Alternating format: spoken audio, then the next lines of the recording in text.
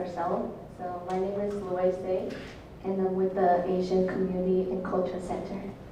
It's nice to meet you all. Good morning. My name is Elizabeth Anyongo, and I'm a social worker, and I am working for an agency called Omaha Center for Refugee and Immigrant Services. I'm a program director there, and here is our executive director. He will introduce himself. Hi everyone, my name is Abdi Mohammed. I'm the current executive director of Omaha Center for Refugee and Immigrant Services. I'm so glad to be here today to present about cultural difference among the refugees and population of the South. Thank you. Since we have like two different presentations, she's going to talk about Burmese and Korean mostly, and we're going to talk about Sudanese and Somali and Bhutanese. We are serving different refugee populations, but maybe next time we're going to talk about other refugee populations we serve. But today is going to be Korean, actually Korean, no Burmese, Korean, and then Somali, Sudanese, and Nepalis, and Bhutanese. Thank you. This is a little introduction about myself. I'm probably just going to read it.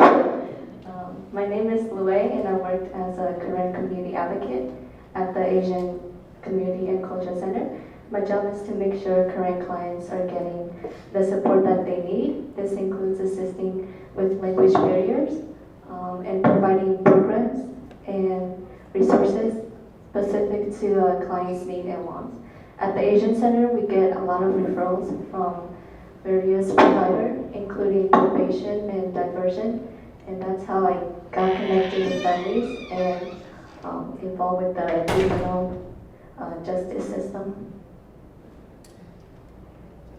And this is a little bit about our center at the Asian Community Cultural Center. So this is, it's kind of like our statement, and so it's like the Asian Community and Cultural Center support and empower all refugees and immigrants through programs and services, advance the sharing of Asian culture and the other cultural heritage of our clients with the community at large.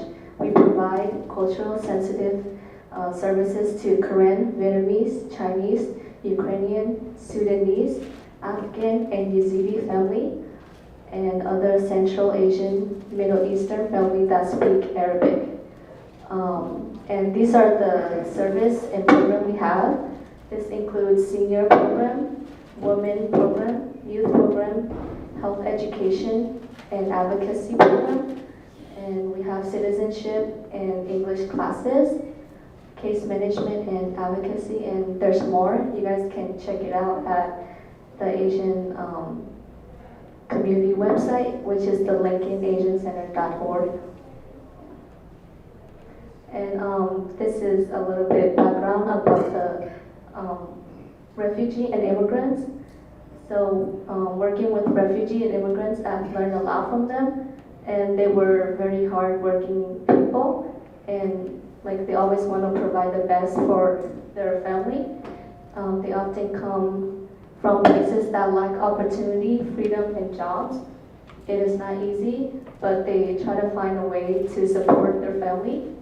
And here in America, we have so many opportunities. And those that have children, they want them to do their best in everything, especially in like school education. So education is valued, and they love to see that the children get this opportunity, which some of them won't be able to have back in their home country. So like a lot of immigrants and refugees, they're most of the kids, like the students, they will have parents that usually can't afford colleges, high school, or can't afford school at all. So, and we just lack those opportunities. And living here, we have so many things. So, like, we're very thankful that we always get to seek education and like knowledge. So we're thankful for that. And this is a little bit about who the Karen people are. The Karen people are from the Southeast Asia. They are an ethnic group in Burma and also known as Myanmar now. And a group of people that's targeted by the Burma military. And many years passed by, they are still persecuted by the Burmese military. Currently, some of us live in Thailand refugee camp, and some live in Chiang Mai in northern Thailand, known as the Karen Hills tribe. And we have a lot of Karen people spreading across many countries, such as the United States, Australia, and Canada. And there's some website you guys can go to know more about the Karen and it's like below there. I can also like share this presentation if you guys want later. This is the barrier Karen people face, Karen refugee face. So this is the language barriers, the big one. This is a big barrier mainly for parents and older age group because they can't speak English and some of them can't remember much even when they take English classes. And the cultural difference, everything is so different and filled with so many opportunities. For Karen people, we didn't see a lot of people from different culture in our home country. So getting used to all the different culture can be a barrier for some of us. And when we get to see, a lot of things. So it's like also a good thing, but then it's kind of overwhelming us too.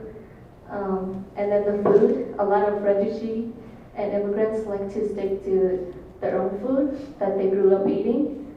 And this helped them feel connected and a little bit like their home. So we're able to get a lot of food that we like from Thailand, but sometimes there are delays, so we have to eat whatever we have left. And there's like always transportation problems, so we try to, try to eat the American food, but sometimes it doesn't really work out. And then transportation, a lot of Karen community have driving privileges, but some of them are not confident to drive, so they won't be driving at all. And they would need to find a car or have someone to drop them off, and which can be hard sometimes. Because of this, they can miss out on opportunities. For example, they can't get the job because they can't drive or have someone to pick them up for work. And I do see this a lot in the refugee community. So it's like they just sometimes they have to overcome their fear, but they can't really do it. So they just have to stay home or try to rely on someone else that can. And community partnership, this is just a little bit about how I get to know about the juvenile justice system. So the juvenile justice system stakeholders strive to partner with community stakeholders in order to engage family and eliminate barriers to accessing effective treatment and services. Various stakeholders have partnered with Asian Center to engage family that face languages and cultural barrier to accessing services. In partnering with probation or diversion, we have attended meetings, evaluation, home visit, appointments, and more with families in order to interpret and help them understand the system. And we also do follow-ups outside of these meetings to ensure that families are able to meet their goals and access other services they may need. And families often need additional assistance for basic needs and emotional support. So yeah, we are able to connect with the juvenile justice with a lot of referral from them, and it's good because like a lot of the current community, they usually are afraid of the legal system, and like it's also because of the language barrier, but we don't have that experience in our home country. We don't have like courts, we don't have attorneys, so we don't get to experience any of those. So it's very different here. and my experience with the juvenile justice system and service. So having walked through it with several families, I understand the processes of the juvenile justice system and services and how youth enter the system. Most youth start off with a lot of truancy, then move to not attending school at all. The amount of absences becomes a concern, so the school notified their parents and for them to juvenile justice system and services for more investigation and resources. Once the youth is assigned to diversion or probation, the officer will reach out to us with referrals to help support family who have a language barrier. And so the language barrier, even if a youth or their family members speak English, there's a lot of terminology that is unfamiliar to them and will need explanation. And then the lack of knowledge of the system. Many immigrants and refugees have different court system or don't even have a court system in their home country, especially for refugees. For refugees in the camp, they don't have a court system. And the trust issue in the United States, the juvenile justice and other systems are trying to help the family. In other countries, this is often not the case, and families fear the legal process and believe that they don't have a voice and that nobody will listen to them, so they're less likely to say anything at all. And especially like in Asian country, a lot of legal stuff, like when criminal events happen or there's something criminal happening, usually the government or people in power, they want to like hide it or keep it in secret and just cover it up. So it's very hard for the population to speak up about it. And barriers to treatment with the juvenile justice system, there's a lot of paperwork for the family and they need a lot of assistance. This is very time consuming for the family and the advocate since you have to translate the terminology in words that the clients will understand. And treatment and therapy session, the whole family will often be shut down because they don't understand why they are there, even though the therapist may explain what they will do there. For many immigrants, they will want to say what they think you want to hear. The parents will depend on what you think is best for their youth because they don't know how to advocate for themselves or their children. And then lack of support for treatment. The family doesn't want other people to know, so they're less likely to ask their resources and connection for interpretation and transportation help. They believe if they talk about it, people will look down on them, and they're not teaching their children well. So, yeah. And also the barriers are schedule and time. Treatments take many appointments, and most families have work schedule that don't allow them to attend appointments. For many, even in approved absent from work, with the letter will dock them a point. They are very afraid of the points getting docked, so a lot of parents, they would schedule it in the morning. If they work second shift, they would just take their time and they would be like wake up very early for the kids so the kids can get treated and finish school and just get the best for them. So they sacrifice a lot. So parents are very understanding, and we should be good for them. And there's like out-of-home placement. This one is very sad to talk about. Families are very worried when their youth get placed outside of the home because families are expected to always live together.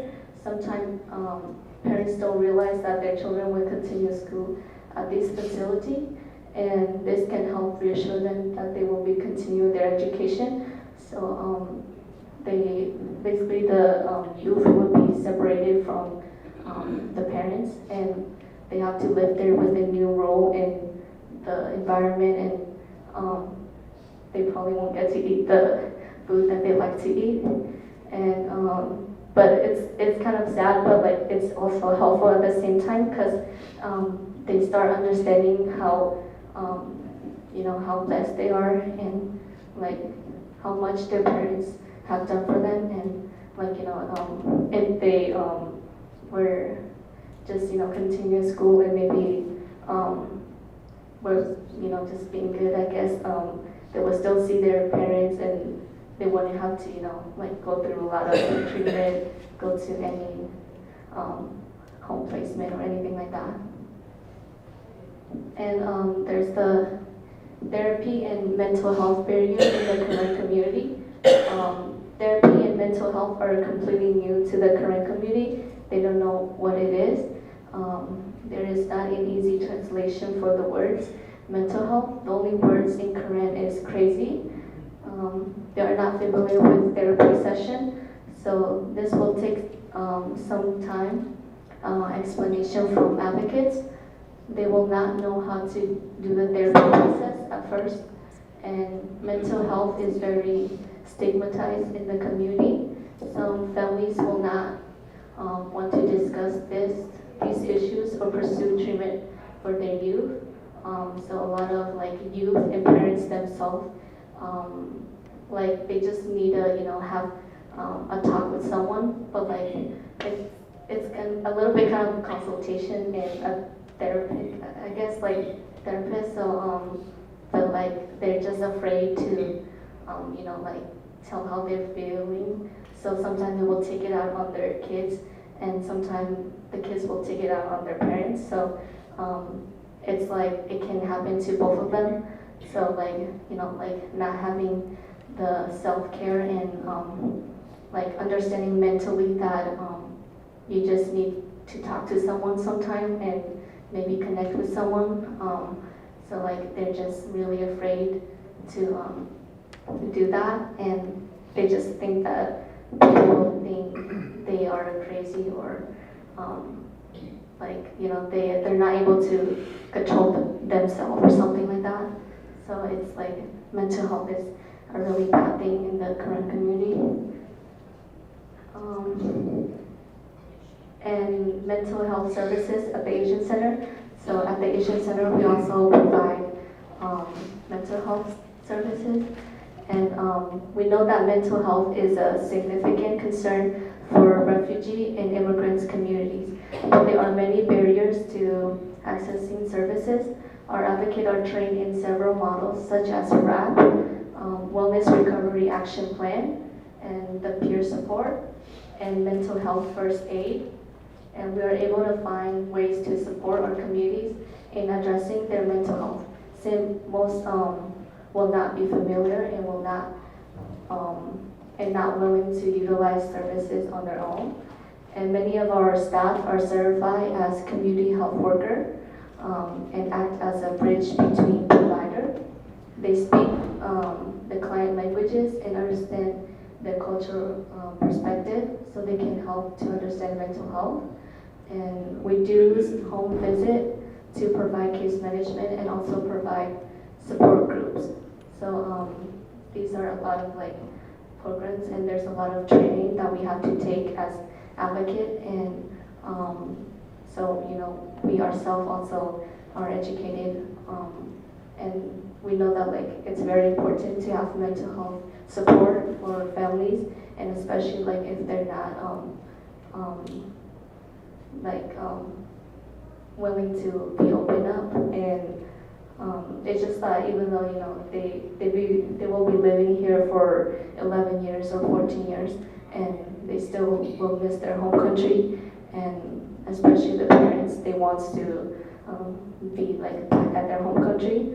So like it's like hard for them to make America as their home, even though this is kind of like our home. But it's like I guess we just have to understand them and know where they're coming from. And this is thank you for to the juvenile probation. So thanks to all the juvenile probation officers that work at the juvenile probation, and they show their concern to the youth and how much they care about them. thanks to the treatment facility that accept the youth and help them with their journey so that they can have a successful life. And then it was good to see that everyone have the same goal for the youth and wanted to see the youth be successful, just like the parents want to see their kids and make good choices in life. So it was a very good partner for us, and we were able to understand more of the legal system. So it was kind of like if we didn't have like a kid that because most of them were like out of school because they have like they made some bad decisions, and I guess they just didn't want to go to school anymore. And but like with the help for like the schools and just everyone, trying to come together so that like the youth will just graduate and the youth will like have a bright future. So like the time and like the patient, they give a lot to that. So like I'm very thankful for all the staff and just everyone that helped us get connected with the family. And that's like kind of about it. And if you guys have any question or concern. I wanted to ask, what's the biggest Korean community employer here in Lincoln? Like the job that they work The at. job that they have. For the parents, they will mostly work at the food, like a meat factory or Like farmland, Smithfield. Smithfield. Yeah, that's very popular and famous for. But like the second one will be like kind of Tyson or Smart Chicken. Yeah. So I know it probably doesn't work so well in refugee camps, but in your home country, schooling, is there a requirement for you to go to school? Like, I know the U.S. has a lot more laws and restrictions related to school attendance and registration. Is that a cultural difference? I mean, we do have like the opportunity to go to school in the Thailand refugee, but like if we want to go higher on it, we need to pay money and we need to find job. And since we're not like a citizen of Thailand, we're just like IDP, like we're just seeking for refuge. So we don't have the opportunity to work or to continue school. We have to like go to the bigger city, and sometimes we have to become the citizen of Thailand.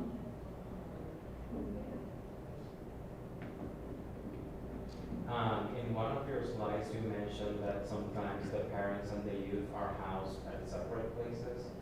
When does that happen? It happens when the court order, like the judge order the youth to like that they can no longer stay home because like their trust is taken away, because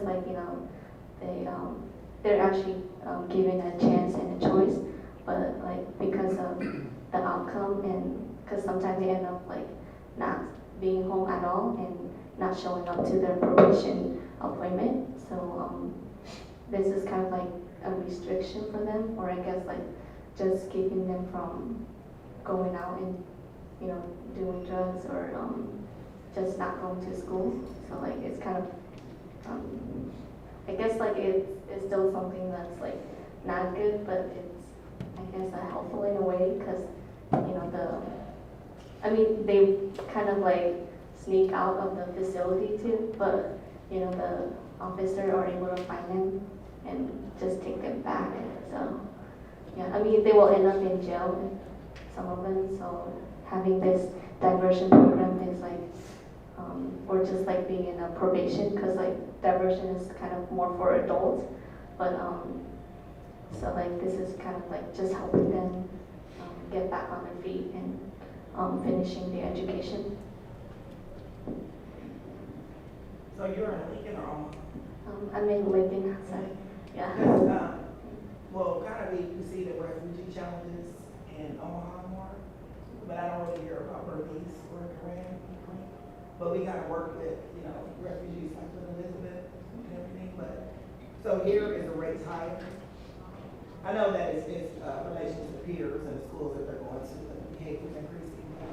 Is it higher here? I don't know, if you know anything about the issues with Omaha. I don't think it's higher because like most of the youth in Lincoln, they would visit or they would go to Omaha, and so it's mostly like more of, I mean, we just see like a few families. It's not like, because like a lot of them will hang out with people at Omaha, like in Omaha, so yeah. So it's more truancy, school-related things. It's since they're like not the legal age, it's sometimes it's related to like, you know, other like drugs, but it's just because, you know, they just kind of I mean, they need evidence like to actually see them, you know, have something. So it's like if they can't prove that they actually are, you know, selling or maybe buying it, because like they may be under the influence, but you know, like they can't do nothing about that because they don't have anything on them like that. Yes. I want to encourage you. We're from central Nebraska down in Lexington, so we have a high influx of different cultures and different populations. I would encourage you to keep speaking, keep teaching, say it loud, say it clear, be proud of what you're doing, because watching you up there and just trying to teach and help us to understand, keep talking about it, because people are listening. Thank you. Thank you.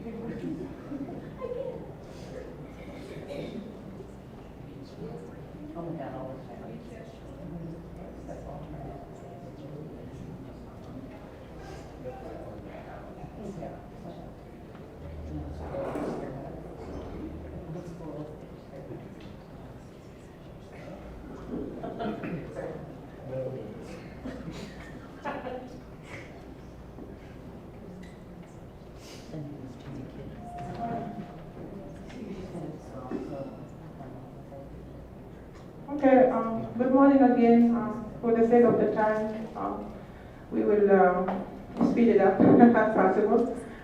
Maybe some of you are going to other breakout sessions. Our presentation today, as Mr. Abdi said, is going to be on cultural differences, African, Asian refugees, immigrants alike.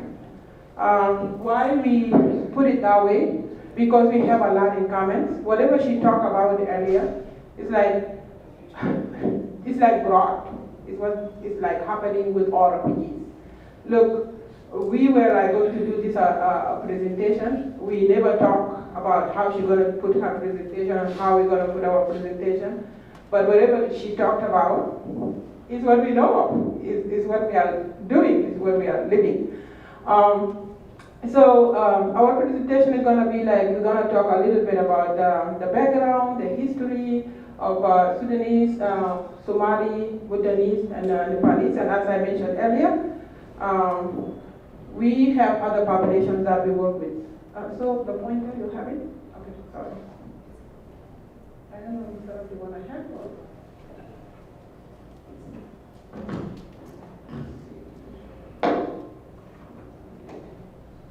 Okay, next slide, please.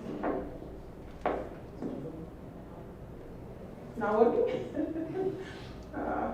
Okay, this is a lot of writing. The first one is just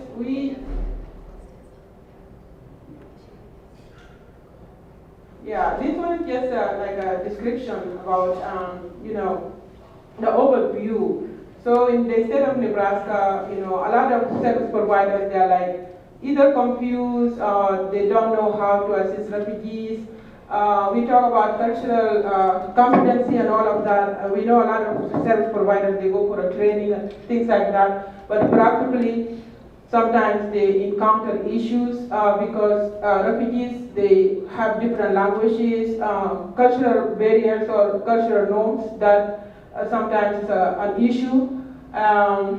So we are here to bridge the gap. We are here to make the communication and the work easier.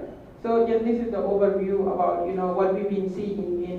Look, we are we work with refugees. We came from a refugee community, and sometimes if we are working with the Burmese or Karen or as other service providers, we get the same thing, the same issue like with language and things like that.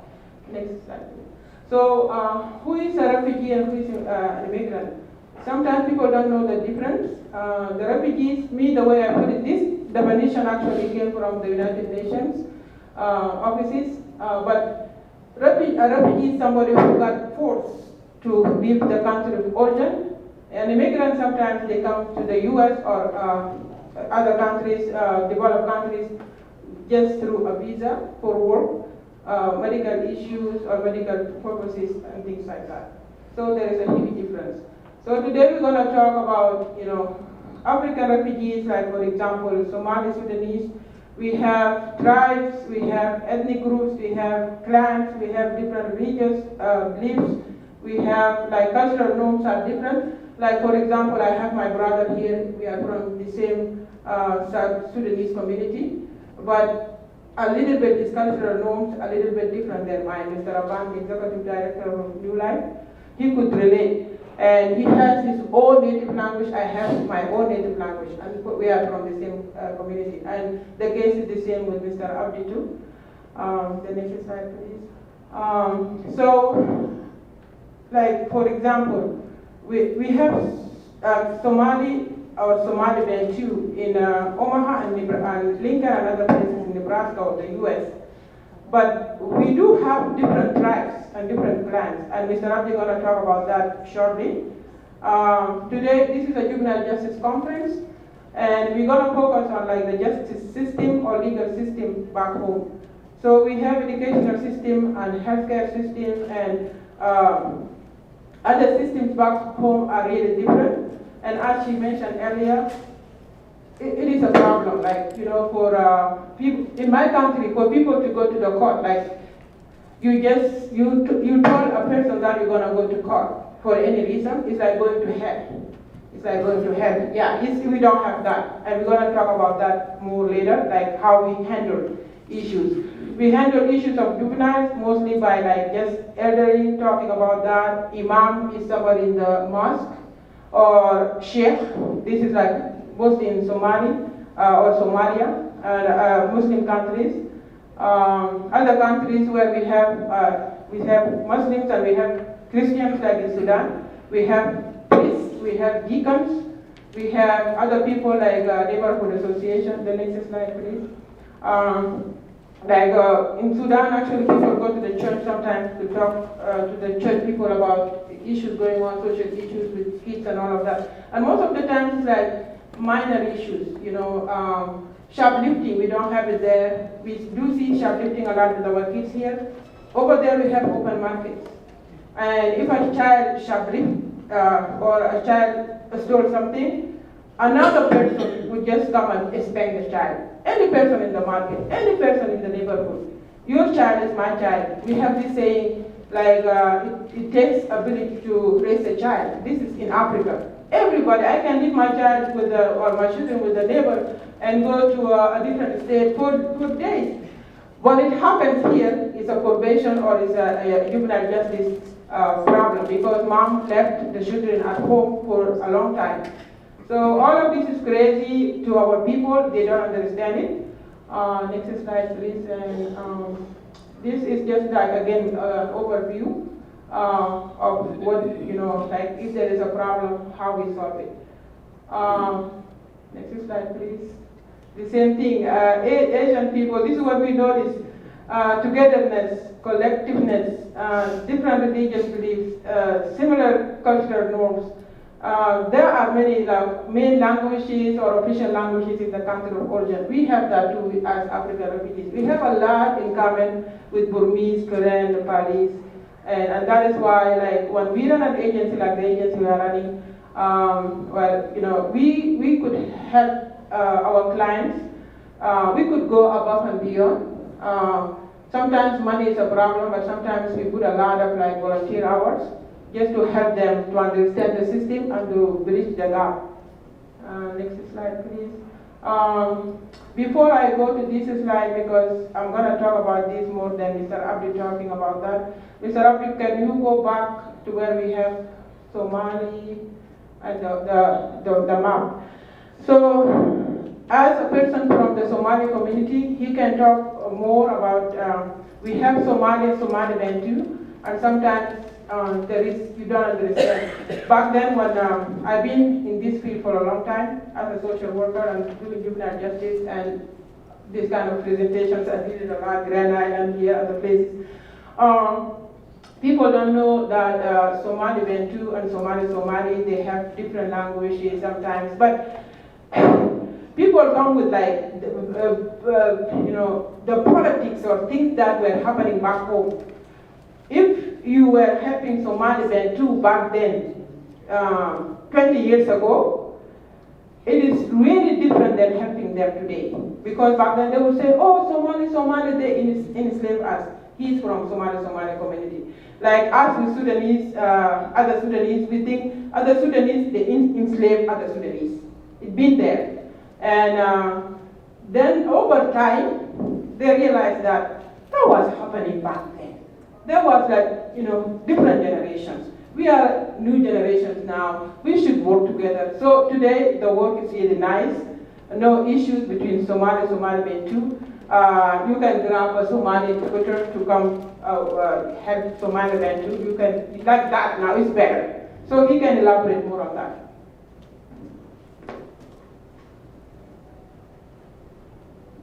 Hi, again, my name is Abdi Mohammed. I was born and raised in Somalia. Then I moved to Kenya with our family.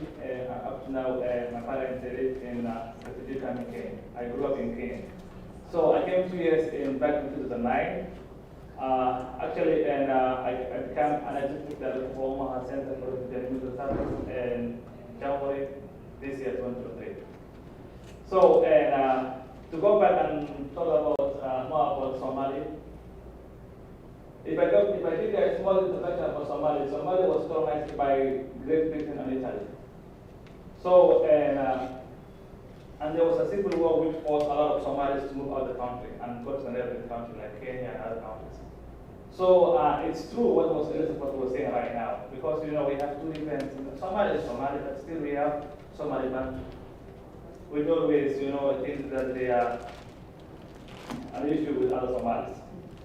So, and now we are in America, and we have a good system, all people working together. So, so there's a great cooperation. We are all Somalis, we have the same religion, but we live a bit speak different dialects, So we have Somali, Bantu, which usually speaks Mamai, or Nishumbri. So, and basically, and there's also, as Somali, we have a cultural place. So, for example, I'll give a short example, and Somali people, they don't want to go to church.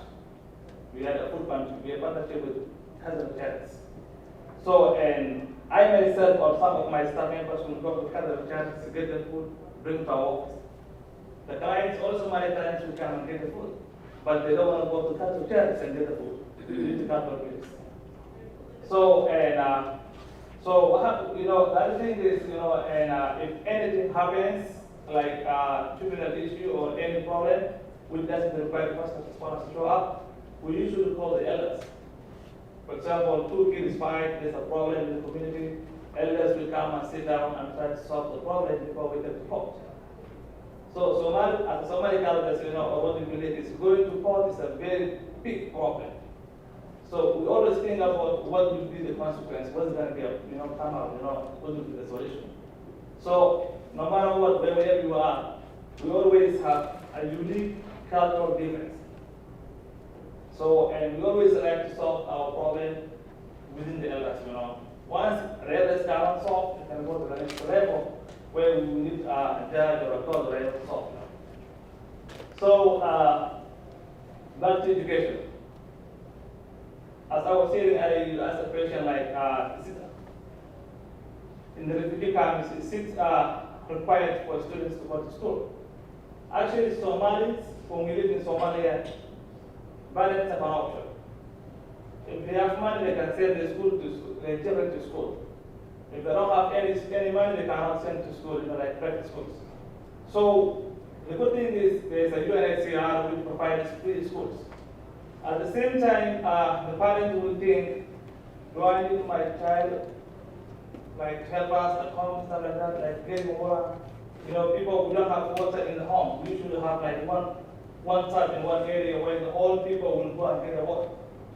So they always give priority their kids to stay at home instead of sending to school. So now things change.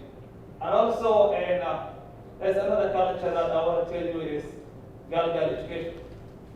So many people back home, they don't like to send their girls, in school. So things change. Now we are in 2023. So each and every family likes their kids to go to school. So that's one of the great cultural difference that Somalis has compared to other people.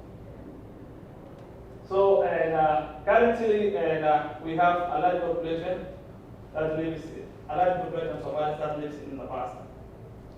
Closely, roughly like 8,000 to 9,000 people.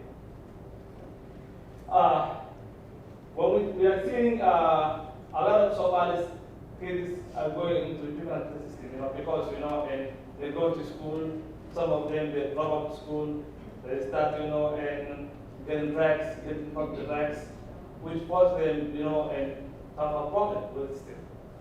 So, and lately what we are seeing is that there's the number increasing. The number of Somali kids going into juvenile system is increasing. So, and it's a problem because, and as a community leader, we are always involved with elders. We always raise the issue. I'm seeing a lot of Somali communities going into the system. How can we support it? How can we stop it? So, like when we go to Friday prayer in the masjid, the imam, we just add that we need, as elders, we need to educate more kids not to involve in this program. There's too many gangs going on, too many things going around. So how can we support to start this problem? So, and working together, cooperating with the community leaders, the imams, and everything will help us to start this problem. So, and the imams and sheikhs are playing a huge important role within the community. So, and mostly, and the other cultural difference was covered by you. We've got all similar about in the presentation. Yeah, so that's what I have for you today. Thank you.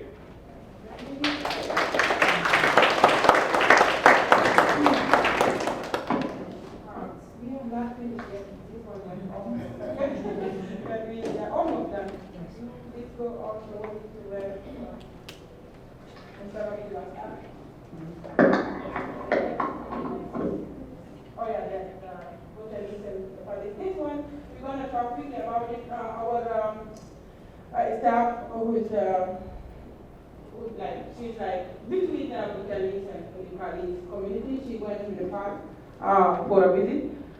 She's going to come until the 19th. She should have been here. So this is just an overview. You can read through it, and this presentation, we can share it.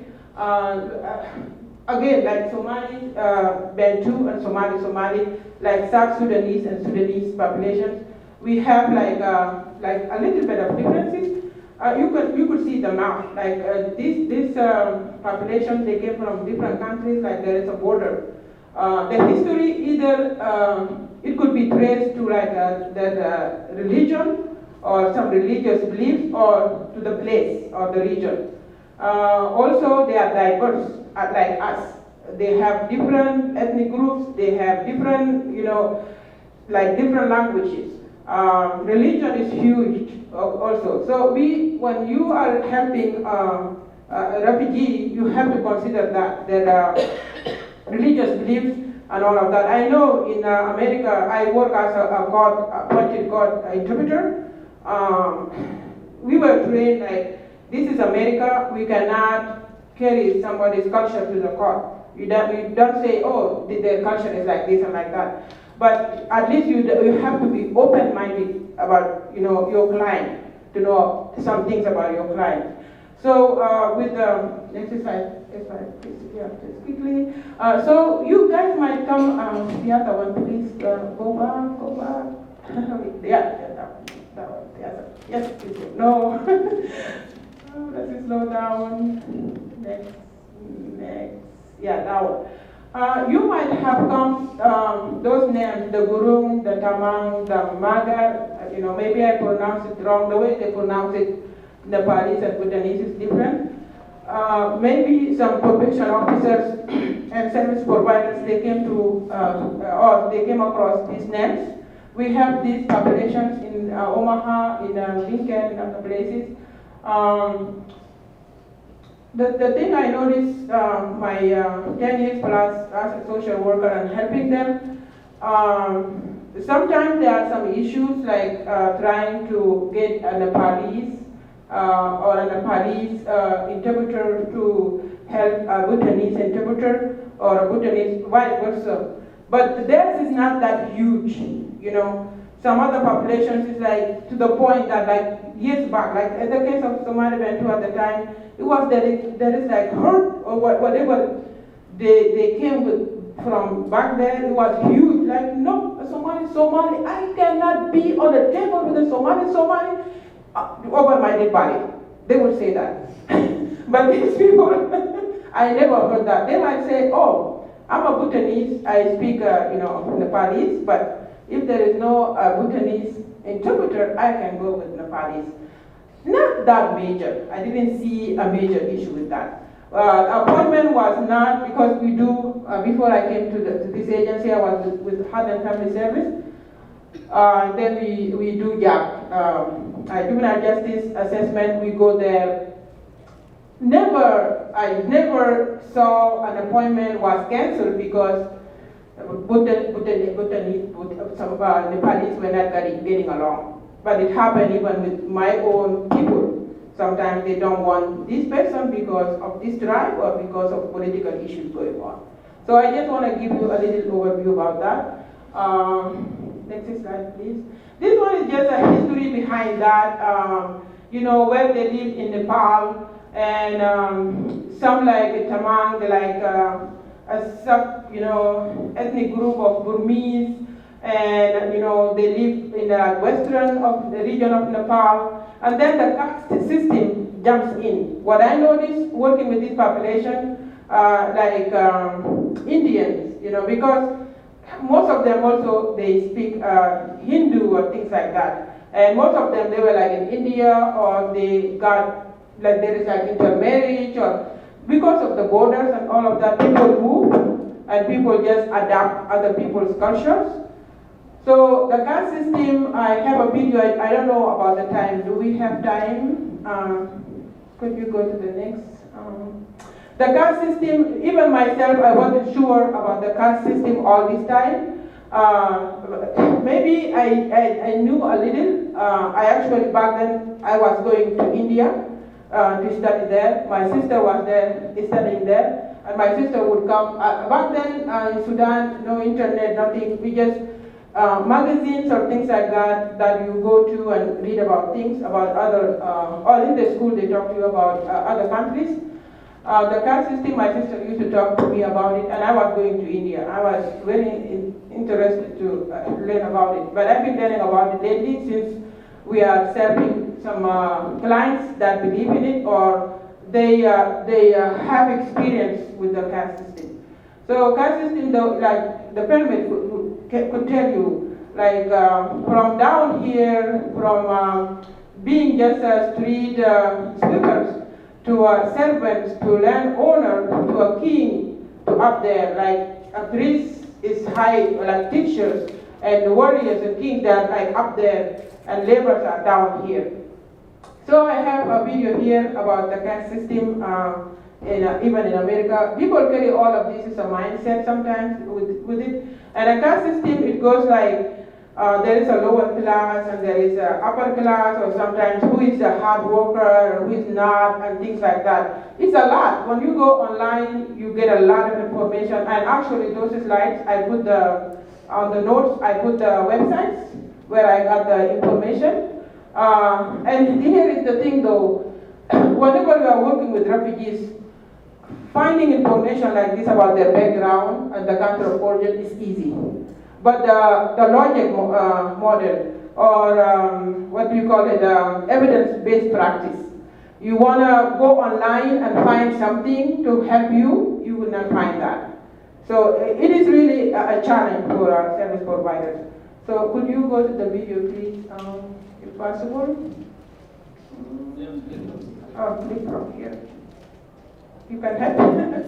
Yeah, just this one. There is another one, but if you could just do this, just to have an insight about the caste system in America. Yeah, people have been talking about it in America and how other states are trying to ban it. So I found this video very interesting. I'm like, let me share it. It's not coming. Oh.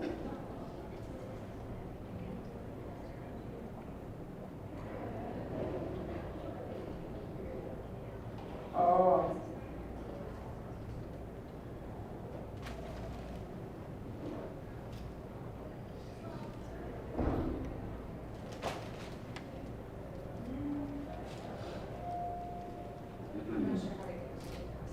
Okay, there is another video though. Let's try the other one.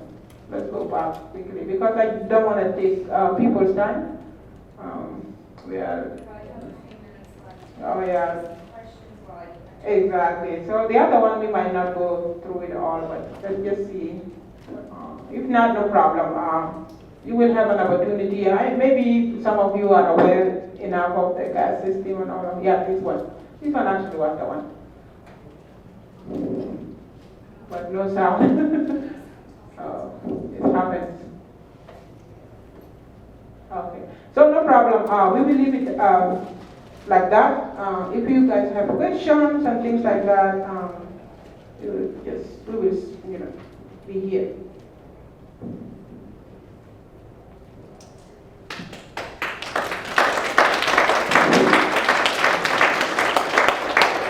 Can we have our contacts up? Let's see. The videos on the way. The last slide we have our contacts, but the presentation is like it's there. You can get it later. We have our contacts and the address of our agency, things like that. So any questions, Mr. Alban? Yeah, mine actually is not a question, but Okay. a comment to all what here we guys talk about. As an immigrant, as me myself, and serving. You need the mic? People can hear you? Everybody can hear. Okay. Right? Okay. there's a saying that prevention is better than cure. Why I'm saying that? Because all the issues the presenter they talk about is the issue we are facing with the refugee and migrant every time. And we will go back to, in my view, my opinion, we will go back to the preparation. From the day the agency, the settlement agency that came to settle the refugee come here, the poor preparation, that's the outcomes of it. Because people will ship people here without knowing who they are, what is their background, what is their issue, and then we start here resettling like, oh, what are we going to do with those people? I believe if the resettlement was done right, it starts from the time they are vetting these, because it will take time. For me, I waited 5 years to get here. And I believe everybody who's a refugee, they waited in line for 5 minutes. The only people who've been shot here quick is the Ukrainian and the Afghan because of their issues.